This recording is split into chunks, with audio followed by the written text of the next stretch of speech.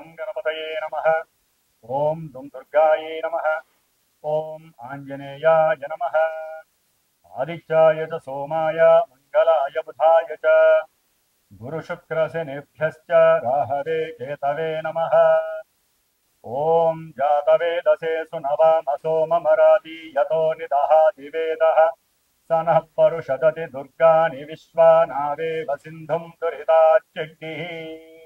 ॐ दुं दुर्गायै नमः। ॐ राहुग्रहाय नमः। ॐ अर्धकायं महावीरं चन्द्रादित्यविमर्दनं సింహికాగర్భసంభూతం తం రాహుం ప్రణమామ్యహం. ఈ యొక్క స్తోత్రాన్ని వీక్షించేటటువంటి వాళ్ళల్లో ముఖ్యంగా ప్రతి ఒక్కరూ దుర్గాదేవిని ఆరాధించవచ్చు.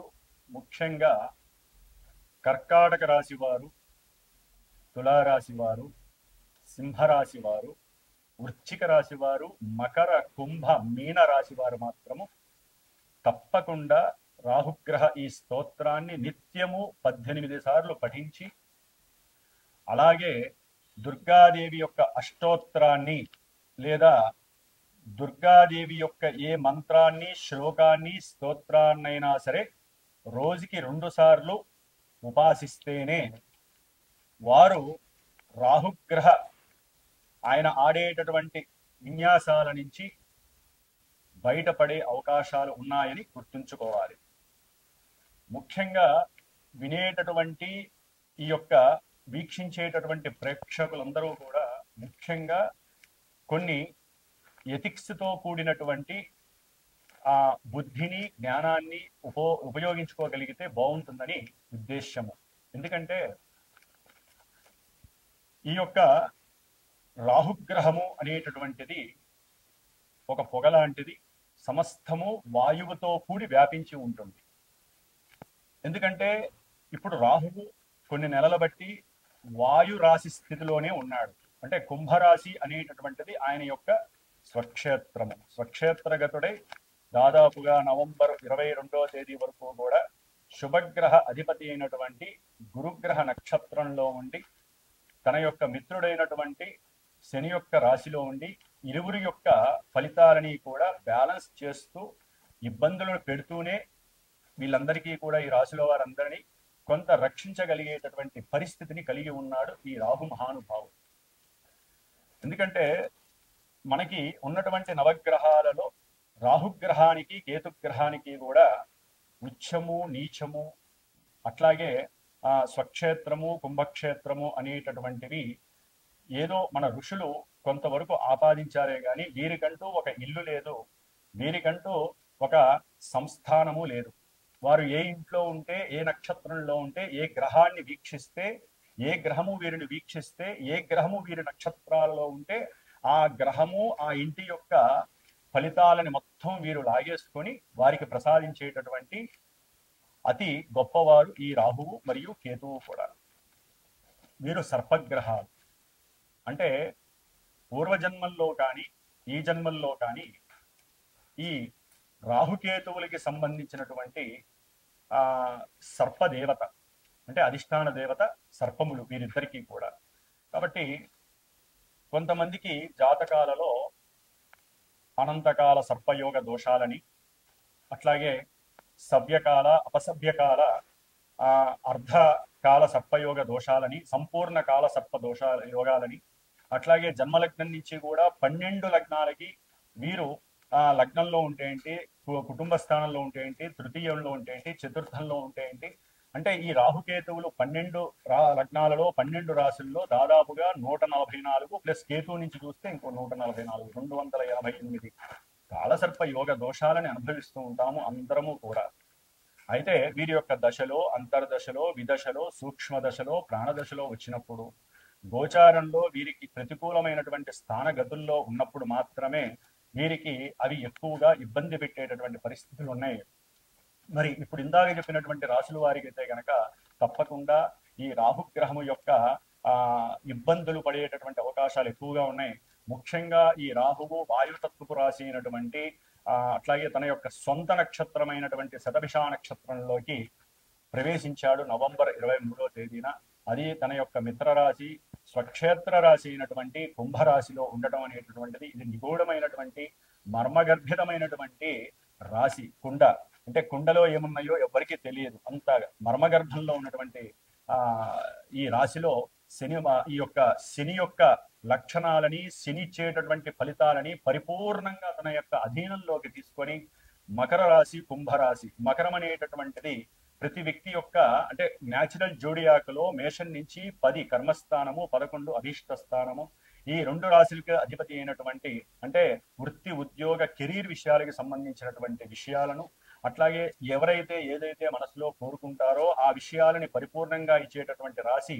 మరి అన్ని రకాలైనటువంటి లాభాలకి అంటే శరీర ఆరోగ్యము రీత్యా ధనలాభము, కుటుంబ సౌఖ్యము, అట్లాగే భార్యాభర్తల అనుకూలత, విద్యాలాభము, సంతాన యోగము, అట్లాగే ప్రతి కార్యంలో విజయలాభ సిద్ధి, వృత్తిలో ఎదుగుదల కావచ్చు, ప్రమోషన్ లెవెల్స్ కావచ్చు, మిత్రుల యొక్క సఖ్యత కావచ్చు, అట్లాగే తల్లిదండ్రుల నుంచి వచ్చేటటువంటి పూర్వార్జిత ఆస్తిపాస్తులు కావచ్చు, కోర్టు వ్యవహారాల యందు లాభస్థితులు కావచ్చు, అట్లాగే ముఖ్యంగా ఆకస్మికంగా ఒక ఇన్సూరెన్స్ పరంగా కావచ్చు, లేకపోతే వారి పెద్దవాళ్లలో ఎవరైతే చనిపోతే వారికి సంబంధించిన ఆస్తులు వీళ్ళ యొక్క ఆస్తుల్లో కలవచ్చు, భూగృహాలు వీరికి ఆకస్మికంగా రావచ్చు, ముఖ్యంగా పిత్రార్జిత లాభం కావచ్చు, లేకపోతే వీరికి గవర్నమెంట్ ఉద్యోగ లాభస్థితులు కావచ్చు, లేకపోతే ఏదైనా సరే ఒక నదీ తీరాలు కానీ పుణ్యక్షేత్రాల దర్శనము ఎప్పుడూ చేసే యోగము కావచ్చు, ఉద్యోగము వలన కలిగేటటువంటి ఉన్నతమైనటువంటి ప్రమోషన్స్ లెవెల్స్ కావచ్చు,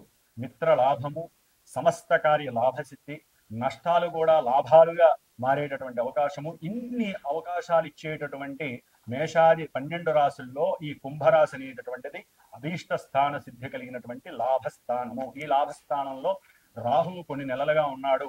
ఆ నెలలుగా ఉండి గురువు యొక్క నక్షత్రంలో ఉండి చాలా వరకు కొంతమందిని సేవ్ చేశాడు. కానీ ఇప్పుడు ఆయన సొంత నక్షత్రంలోకి వచ్చి ఒక్కొక్కల యొక్క అంతు చూసేటటువంటి పరిస్థితి ప్రారంభం అవుతుందని చెప్పవచ్చు.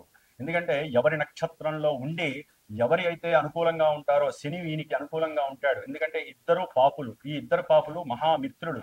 ఆ మిత్రులు ఇద్దరు కూడా ఈ స్థానంలో వారిచ్చేటటువంటి ఫలితాలన్నీ కూడా కర్మ ఫలితాలని తవ్వి చూసేటటువంటి, ఎందుకంటే కుంభరాశి అనేటటువంటిది మామూలుగా వ్యవహారిక భాషలో తవ్వకాలకి అంటే తవ్వితే పురాతన వస్తువులు బయటకు వచ్చినట్టుగా, లేకపోతే నదీ గర్భంలో ఉన్నటువంటి ఎన్నో పెట్రోలు, డీజిల్ ఇలాంటి ఐటమ్స్ కావచ్చు, లేకపోతే లోపల ఉన్నటువంటి ఖనిజాలు కావచ్చు, సంపద కావచ్చు, ఏదైనా సరే మంచి కావచ్చు, లేకపోతే నీళ్ళ లోపల ఉన్నటువంటి చెడుకు సంబంధించినటువంటి వ్యవహారాలు కావచ్చు, నీటి యొక్క ప్రమాదాలు కావచ్చు, ఇలా ఇన్ని విషయాలైతే వాయు సంబంధిత ప్రమాదాలు కావచ్చు, లేకపోతే మనకి ప్రతి రాశికి కొన్ని యొక్క మన దేశంలో కొన్ని రాష్ట్రాలు ఉన్నాయి.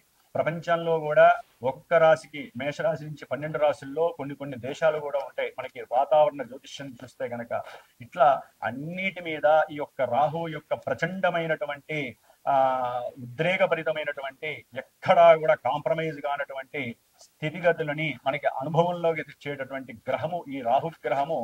దాదాపుగా నవంబర్ 23వ తేదీ నుంచి ఆగస్టు 2వ తేదీ వరకు కూడా దాదాపుగా ఒక 9.5 నెలలు ఆయన ఆడుకునే ఆటలో మనందరము కూడా పావులం అవుతాము. ముఖ్యంగా జన్మజాతకంలో ఎవరికైతే కనుక శనికి సంబంధించినటువంటి నక్షత్రాలు ఉంటాయి కొన్ని, ముఖ్యంగా పుష్యమి నక్షత్రము, అనురాధ నక్షత్రము, ఉత్తరాభద్ర నక్షత్రము, అట్లాగే శనిగ్రహ రాశులు మకరము, కుంభము ఈ రాశులు వారు.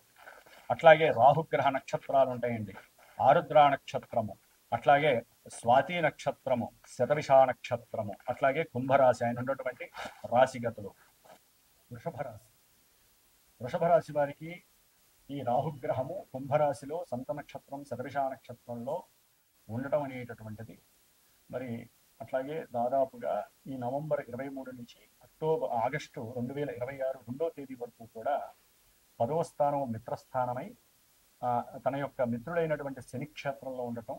అట్లాగే రాహు అనేవాడు తనిచ్చే ఫలితాల కన్నా ఎక్కువగా ఆ ఇంటి యొక్క అధిపతి యొక్క ఫలితాలు ఇవ్వటం అనేటటువంటిది చాలా గొప్ప విషయం. కాబట్టి ముఖ్యంగా తండ్రి తరపు పూర్వార్జిత ఆస్తిపాస్తులు వీరికి చక్కటి ధనలాభాన్ని కలుగజేస్తున్నాయి. ఎందుకంటే వీరి యొక్క రాశ్యాధిపతి అంటే వృషభ రాశికి అధిపతి శుక్రుడు కాబట్టి శుక్ర శనులకి కాస్త అనుకూలమైనటువంటి పరిస్థితులు ఉన్నాయి.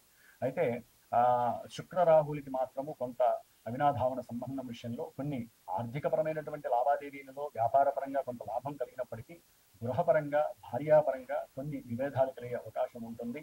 అట్లాగే శత్రువులు, రోగాలు, రుణములు వీటిల్లో కొంత వృద్ధి కూడా కలుగుతానికి ఉంటుంది. కాబట్టి కొంచెం తస్మాత్ జాగ్రత్తగా ఉండాలి. ముఖ్యంగా భార్యాభర్తలు సాధ్యమైనంత వరకు గొడవ పడకుండా అనుకూలమైనటువంటి పరిస్థితుల్ని కనుక చూసుకున్నట్లయితే కనుక వీరి యొక్క డెవలపింగ్ విషయాలు అంటే ఉద్యోగంలో కావచ్చు, కుటుంబ పరంగా కావచ్చు, ఆర్థికంగా కావచ్చు చాలా వరకు బయటపడడానికి అవకాశం ఉంటుంది. ఎందుకంటే ఇక్కడ రాహు ఉన్నటువంటి స్థానాధిపతి మరి శనీశ్వరుడు లాభంలోకి వస్తున్నాడు. ఆయన సొంత నక్షత్రంలోకి వచ్చినప్పుడు ఇంకా బాగుంటుంది వృషభ రాశి వారికి జనవరి ఎండింగ్ తర్వాత. కాబట్టి వీరికి దూర ప్రయాణాల రీత్యా ఉన్నతమైనటువంటి విద్యాభ్యాసం చేయడానికి అనుకూలము. దూర ప్రాంతాలలో ఉన్నతమైనటువంటి ఉద్యోగ అన్వేషణలో ఉన్నటువంటి వారికి ఉన్నత ఉద్యోగ ప్రాప్తి కలగటానికి, ప్రమోషన్స్ కలగటానికి, కర్మదోషాలు నివృత్తి జరగటానికి చాలా వరకు అవకాశాలు ఎక్కువగా ఉన్నాయి. వ్యాపారంలో కూడా వృద్ధి కలగడానికి అవకాశం ఉంటుంది. అవతల వాళ్ళని అనుకూలంగా మరల్చుకోవడానికి మీరు దుర్గాదేవి ఆరాధన కానివ్వండి, లక్ష్మీదేవి నిత్యము కనకదార స్తోత్రాన్ని చదవండి. వ్యాపారస్తుల్లో మీ మధ్య ఎక్కువ ఇబ్బందులు లేకుండా ఇద్దరు కలిసి గనక సమన్వయంగా పనిచేస్తే గనక చాలా ఉన్నతమైనటువంటి ఆర్థిక పరిస్థితి అయితే కనిపిస్తోంది. విద్యార్థులకి, ముఖ్యంగా జ్యువెలరీ వ్యాపారస్తులకి, అట్లాగే కొంతమంది ఫ్యాన్సీ కంగన్ హాల్ పెట్టుకున్నటువంటి వాళ్ళకి, ఎంబ్రాయిడరీ వర్క్ చేసే వాళ్ళకి కూడా చాలా చక్కటి అనుకూలమైనటువంటి ఫైనాన్స్ డిపార్ట్మెంట్, వ్యవసాయ పనులు చేసేటటువంటి వ్యవసాయదారులకి కానివ్వండి, పంట పొలాలలో మంచి అభివృద్ధి, ధనలాభము కలగడానికి అవకాశం ఉంటుంది. ఏదేమైనప్పటికీ కూడా కొన్ని జాగ్రత్తలతో కూడినటువంటి మెలకువలతో కూడినటువంటి వ్యాపార స్థితిగతులు కానీ, ఉద్యోగంలో కాస్త అవతల వ్యక్తుల యొక్క మాటకి అప్పుడప్పుడు మీరు రెస్పెక్ట్ ఇవ్వడం ద్వారా మాట్లాడేటప్పుడు కొంచెం ఆలోచించి నిదానంగా మాట్లాడాలి. పెట్టుబడి పెట్టేటప్పుడు అవతల వారి యొక్క ఆర్థిక స్థితి, వారి యొక్క మానసిక స్థితి గనక మీరు చూసుకొని చేసినట్లయితే మీకు సరళగా లాభము కలగడానికి ఈ రాహువు చాలా ఉపయోగకరంగా ఉంటాడు. తండ్రి వలన కూడా మీకు కాస్త లాభాన్వేషణ కలగడానికి ఎక్కువ అవకాశాలు ఉన్నాయి. అట్లాగే విదేశాలకి ఏదైనా దూర ప్రాంతాలకు వెళ్ళి ఆహ్లాదకరమైనటువంటి విందు వినోదాలలో మీరు పాల్గొనే అవకాశం ఉంటుంది. కాస్త రాజకీయ నాయకులకి ఆర్థిక పరమైనటువంటి బర్డెన్స్ అంటే మీరు కనుక సవ్యమైన ఆదాయం అయితే కనుక మీ దగ్గరికి ఎటువంటి ఇన్కమ్ ట్యాక్స్ ప్రొసీజర్స్ జరగవు. లేకపోతే సినిమా యాక్టర్స్ కావచ్చు, పెద్ద పెద్ద రాజకీయ నాయకుల్లో కొంతమంది ఫైనాన్స్ డిపార్ట్మెంట్కి సంబంధించిన ఉద్యోగస్తులు ఉండొచ్చు, లేకపోతే జ్యువెలరీ వాళ్ళకి కావచ్చు. ఈ రాహువు తాట తీసేస్తాడు సరిగ్గా లేకపోతే. కాబట్టి కొంచెం జాగ్రత్తగా ఉండండి, మెయింటెనెన్స్ చేసుకోండి. గుప్త నిధులు ఏమైనా ఉంటే వీలున్నప్పుడల్లా దానం చేయండి. వస్త్రదానము, అన్నదానము ఏదో చేస్తే మీకున్న ధనము మిమ్మల్ని రక్షిస్తుంది. ఓం దుమ్ దుర్గాయే నమో నమః.